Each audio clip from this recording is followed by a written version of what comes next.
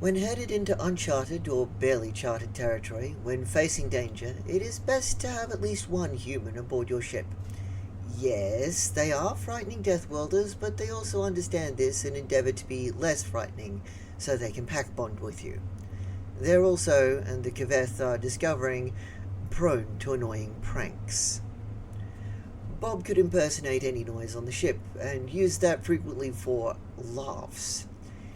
He was the most skilled at it and could even do other crew persons' voices. Thankfully, he was not good enough to fool the shipboard computer. He would carry on conversations with the skitties. Footnote: skitties are bioengineered cats used for pest control. They are all maintenance orange, regardless of gender, and have much more robust digestive systems than what we think of as normal cats. Galactic Society took one look at these small, flexible, and above all determined predators and found them inherently useful. He would carry on conversations with the skitties at random moments and overall was a pain in the Kaveth's anatomy.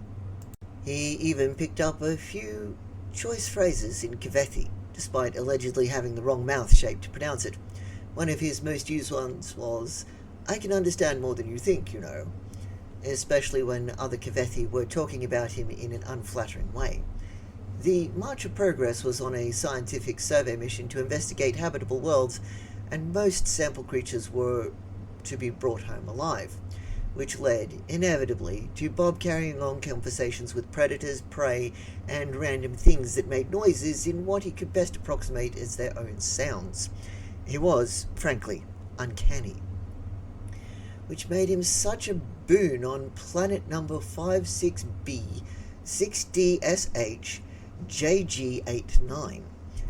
The warrens of rocky outcroppings foiled their navigation HUDs and left the away team cornered in a cul-de-sac with a rather large predator blocking the only easy means of egress. The Kavethi huddled behind Bob regardless, but this time they urged their human forwards. "Make the noises the little ones make," they urged. "It will think we're cubs." "Or it could think we're holding cubs hostage," murmured Bob. "Not always the best idea." Again, the team pushed Bob towards the beast. "Then converse with it. We know you can." Bob sighed and handed his firearm to the chief medic in the team. "Hold this. You're on mop-up if this fails." He hunkered down as he moved forwards, not making the noise of the little ones, but making the noise an adult would make to the little ones, a sort of musical, growling purr. He even mimicked the non-aggressive postures that the team had noted. The beast stopped snarling, stopped raising its hackles. It hadn't let its guard down just yet, but its attitude clearly said, "What the flack?" Confusion was far better than rage. Bob imitated the sidling approach of a lesser-ranking beast and added a few querying coos before extending a hand to the beast's nose. Let the creature investigate him as he stayed as still as a stone, and then Bob began to stroke the beast's fur, purring and cooing as he went. There was a heart-stopping moment when one beastly limb wrapped around Bob and knocked him over, but since the human was laughing at the time, the Kavethi did not fire. It took a space of minutes and some of Bob's Terran delicacy called spam, but the ferocious beast, once bent on slaughtering them all, was now almost domesticated, and it took quite a lot of convincing to make Bob allow it to return to the wild. Nobody except Bob wanted to share the ship with a 200-pound predator, no matter how often he protested that it was just a big, cuddly old kitty cat. End scene. A merry time zone to you, and thank you for watching this presentation. I'm the Internatter, sometimes known as C.M. Weller on the professional writing circuit. Wish I could get there, to be honest.